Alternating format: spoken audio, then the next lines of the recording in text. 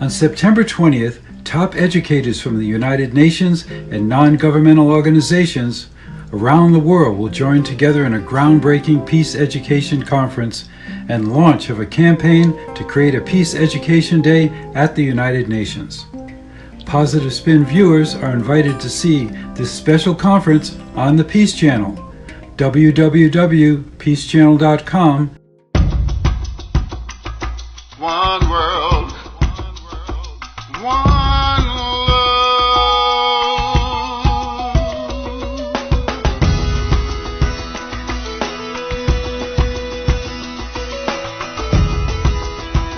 My take on peace takes me back to when I was a kid in Liverpool.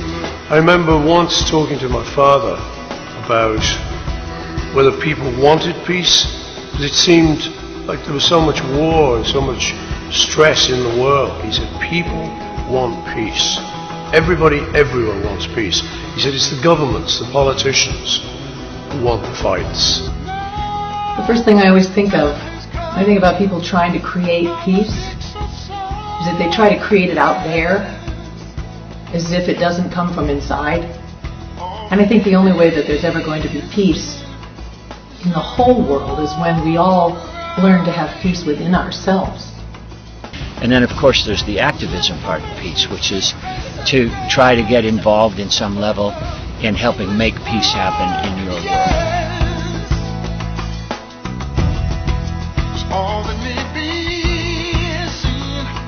On this day, at a time when the world is not at peace, at a time when there are such ever-present threats to the very survival of the human race, on this day we use all of our power, the power of our imagination, the power of our intentions, the power of our prayers, and the power of our efforts to say, we can do it different. We can change the world. Why? Because we said so. Praise God. Thank you. There's so much hunger, there's so much crime, there's so much terrorism in this world. Remember one thing, our life is more than half over, most of us. We're not going to live 500, 600 years. We need to unite, we need to help each other, we need to be nice to each other and give. Don't hate, give back. Just coexist with each other and not necessarily always having to agree on every issue, but not allowing our differences to cause us to hate each other. Be kind to your friends. Go out of your way for people. And don't honk your horn. Peace to me means being able to look your fellow human being, your friend in the eyes and saying, I don't hold anything against you. I have no ill will wished upon you or anyone that you know. I only want the best for you and your friends and my family and everyone in this world, because everyone deserves a chance to make not only their dreams come true, but to make the world a better place because of our dreams.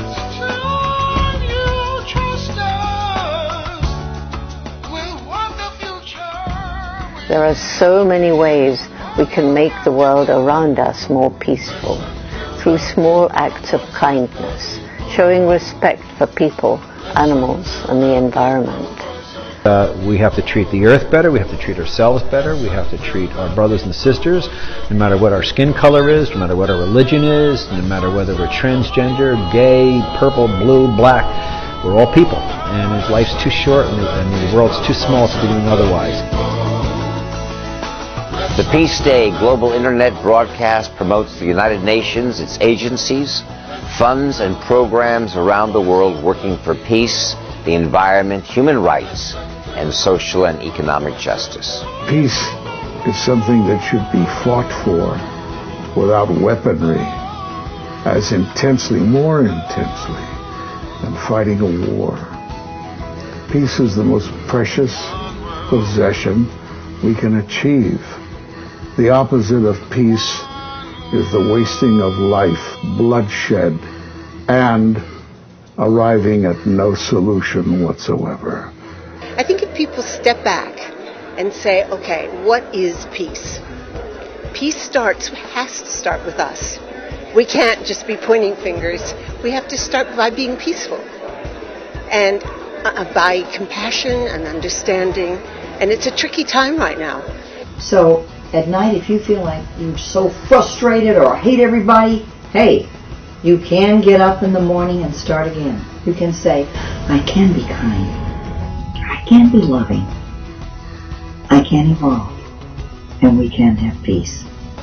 We need peace in the world in every corner. We all have to do our bit to make everybody happy, healthy, and to make a solution. We all get along here.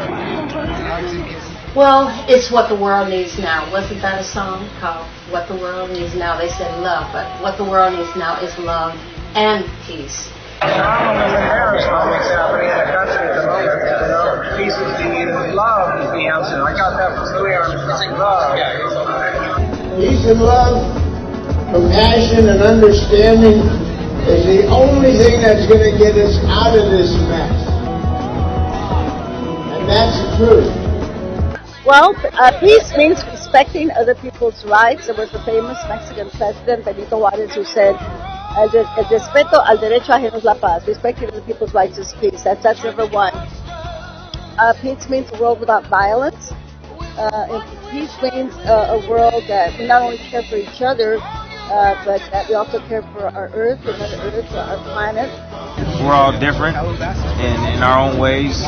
And whether it's religion, whether it's color, whether it's race, whatever you name it, and if we can all just get along and understand one another, that we're all different and love one another, this place will just be a lot better, man. Be a lot better. Captain America stands for liberty and peace and justice for all. I'm Marilyn King. And as an Olympian, I take our ancient role as messengers very seriously, which is why I'm carrying the Olympic torch today, because I want to pass it on to you. Peace is such a wonderful thing in this world. You know, we all need global peace, so we can live in a world in peace and harmony. The path we are on can be changed. You're that change. I want to encourage you to take seriously and consciously your power as citizens and intervene in the political process and your local communities as means of ensuring optimal quality of life. What if peace? They wouldn't be one. So we all need to work. Yeah. In our own ways. Yeah. Absolutely. Thank you so much.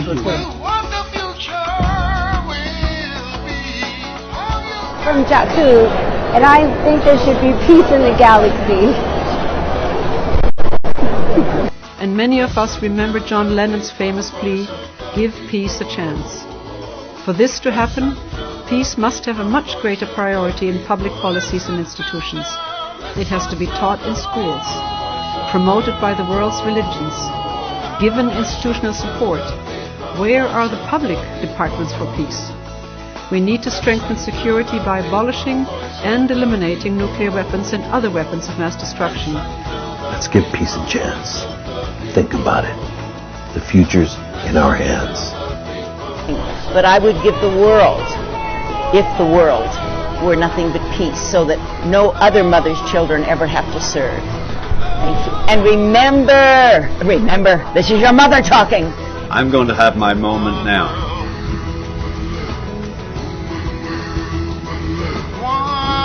Ooh, I feel good. Peace and love, everybody.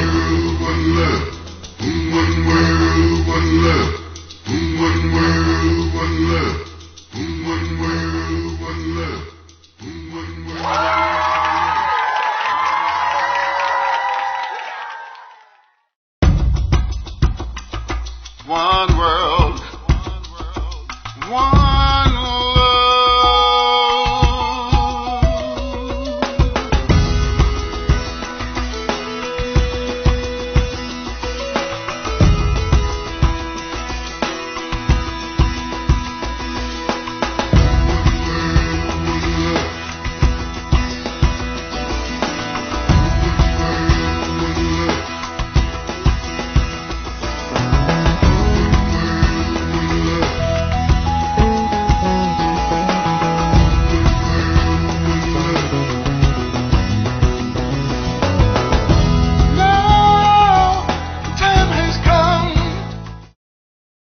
Tired of all the negativity, sensationalism, and misinformation in the news? Try something new. Watch Positive Spin on Free Speech TV. Positive Spin presents positive, innovative, and solution-oriented news from around the world, giving focus to the individuals and organizations working to create a better world, the world's changemakers. Let's all come together and make some positive news. Positive news. Positive news.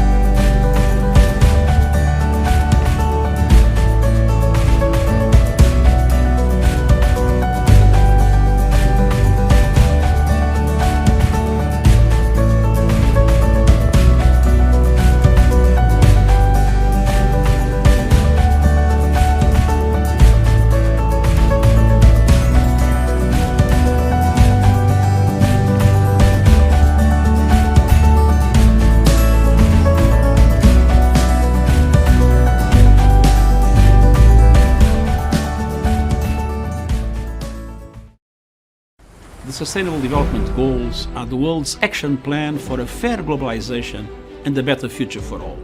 We have 10 years to bring that vision to life, and we can only get there together. That is why we have launched a decade of action to deliver the goals, to overcome poverty and inequality, to combat the climate crisis and advance gender equality, to build peaceful, just and inclusive societies free of discrimination and hate in harmony with nature. Join us, step up, seize the moment, and let us work together to meet the goals, move our world forward, and leave no one behind.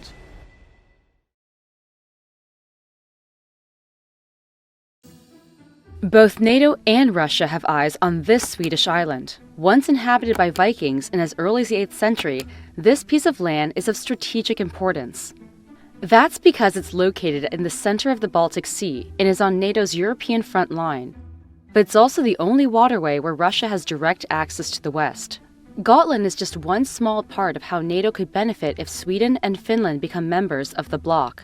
Both nations have said they will take steps to apply for membership of the Western Military Alliance. It is a very significant shift. These are two countries that have sought to take a position of military non-alignment. Finnish and Swedish membership in NATO would greatly enhance the defense of the Baltic region and reduce the chances of Russian adventurism or attack across the air, land, and sea domains in an integrated fashion. Analysts say the expansion of the bloc could make NATO stronger and affect Russia's current strategy in Ukraine. To understand how, we need to look at the geography and military capabilities of both countries. The location of both Sweden and Finland would mean the alliance has significantly more land in the east of Europe. Take Finland, for example. It has an 830-mile-long border with Russia, but if we look a little closer, we can see that this border is full of lakes and marshland with very few roads for military vehicles such as tanks to travel on. Analysts say those conditions would be beneficial for NATO in any potential combat situation with Russia. From a NATO point of view, it's a huge opportunity. So you think about combat in Ukraine over by Kiev, where Russia was trying to push down really narrow roads. That's Finland. One key area for Russia is the Kola Peninsula, where Moscow houses sub-launched ballistic missiles that are key to its nuclear arsenal. Currently, the only NATO country bordering the zone is Norway. But analysts say if Finland joins the bloc, it would increase pressure on the region. So suddenly, if Finland's having an exercise up here, it's not just Norwegian forces, maybe a brigade or two. Now suddenly it might be 50,000 troops. So again, Russia has to now divert troops up there. In Sweden, Gotland is strategic for Russia because it could be a base to protect its naval forces in the Baltic Sea. And they would use that as a base of operations for amphibious assault, for land attack, for air attack, and for naval attack.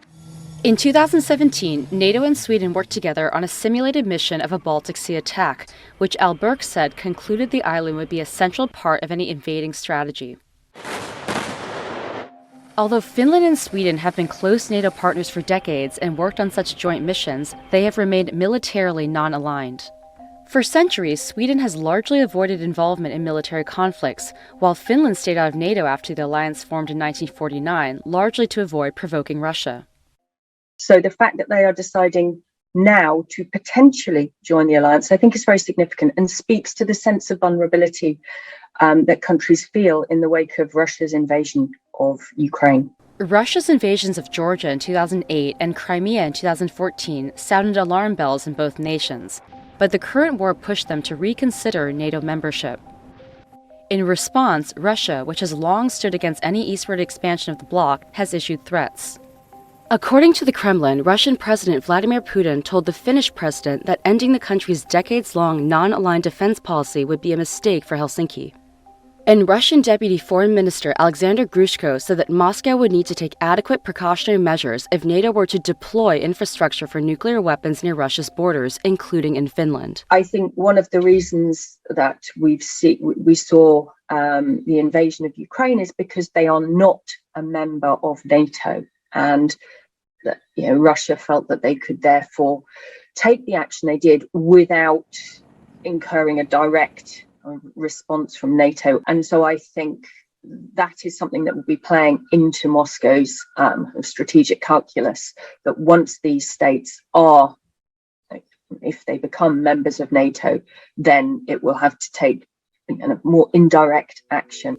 The addition of Finland and Sweden to NATO would also enhance some of the bloc's shortfalls in air defense, according to Al Burke. They do not have sufficient vehicle-mounted air defense systems. NATO air defenses, especially in the East, are very, very weak.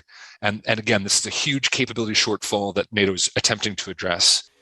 Sweden's advanced purchases of air-launched cruise missiles and Finland's $9.4 billion purchase of 64 cutting-edge U.S. F-35 fighter jets would significantly improve NATO's air defense and attack capabilities.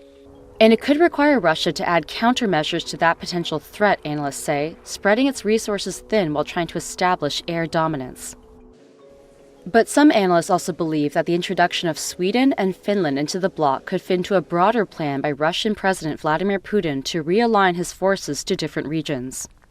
I think Russia thought a long time ago that Finland and Sweden would end up joining NATO. I think it helps Putin in terms of his messaging that NATO is scary, so that he can divert resources from human development in Russia towards military.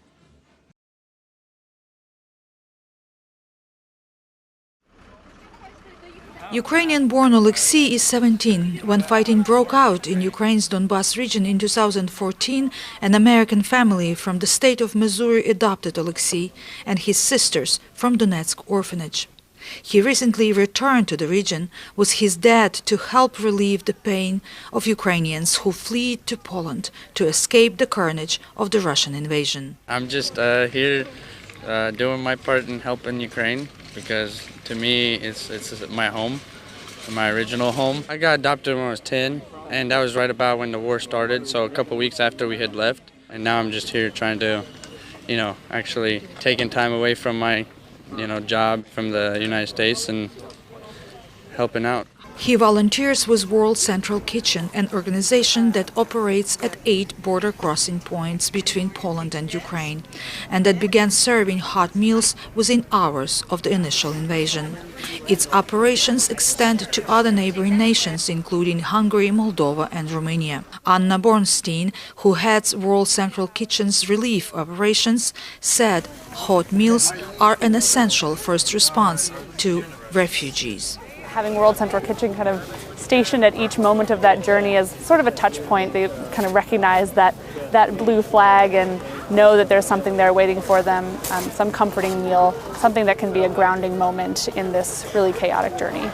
We'll be here as long as we're needed. That's what we do. We show up immediately. We believe that food is a human right, and it is an urgent right. People, when they're hungry and when they're in crisis, they need food now. To maintain supplies of fresh food, World Central Kitchen works with local restaurants, caterers, and food trucks. We're here in Poland, so the support and assistance that Poland and the Polish people are providing has been incredible to see.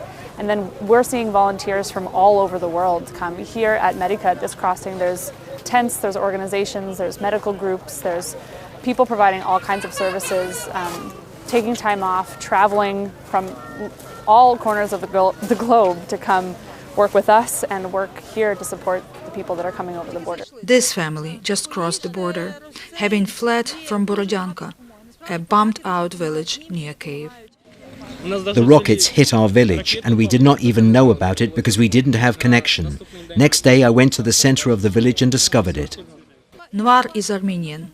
His family settled in Ukraine when Russia occupied part of Georgia in 2008. Armenian, Georgian, and Ukrainian.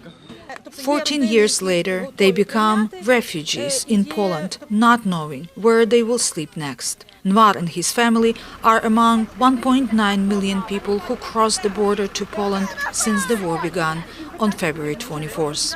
Poland has mobilized to provide shelter while also giving Ukrainians a right to work and education. Christina Quinn, the acting U.S. ambassador to Ukraine, visited the border checkpoint at Medica. She said that the outpouring of help from private and international organizations has been astonishing. The ambassador underscored America's commitment to Ukraine. The UN organizations are now set up and starting to work as well, but until then, the United States has been sending things in both on the humanitarian side, on the security assistance side since day one. Miroslava Gongadze, VOA News, Medica, Poland.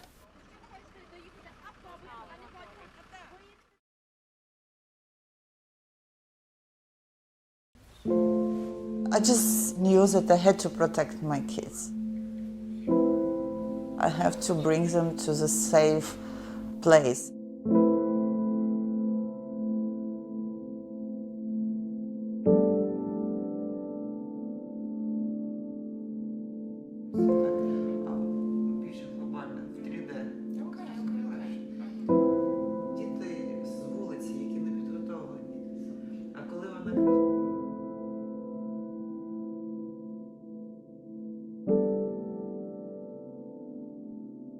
I just have to go. And we sit in a car and I start driving like crazy. It's about 160 kilometers per hour. I was driving through red traffic lights and town was empty, absolutely empty, nobody.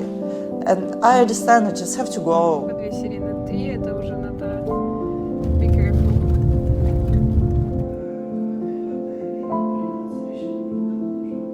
You know, usually people, nowadays they go where Google tell them to go. But I decided to pick like small roads. And of course it was kind of dangerous because you don't know if they're safe there or not, if we can go by this road or not. But actually, thanks God, because, you know, I think God was leading us, really. Because when I'm looking back, I'm thinking, how we did this? Really, how?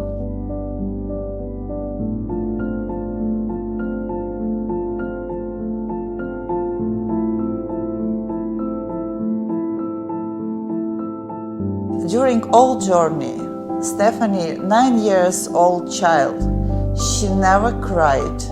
She never told me she's scared. She never told me that she wants something. I told you we did not eat, we did not drink, we just go.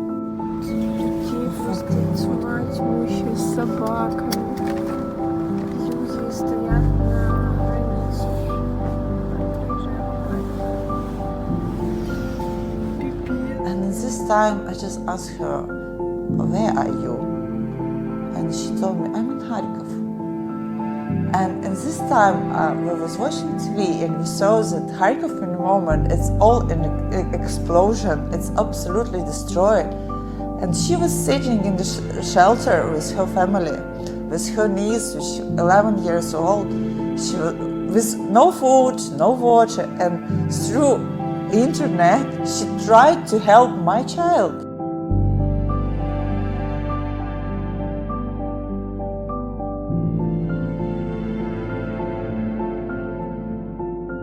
Hello. Hi. They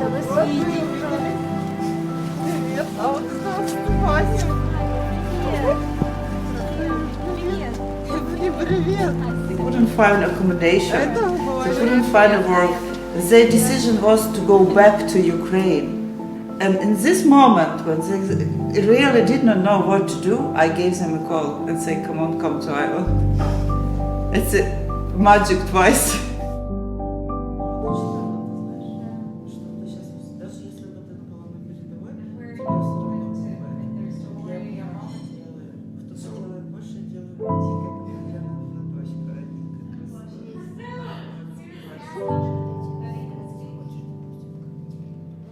Слава Україні! Героям слава!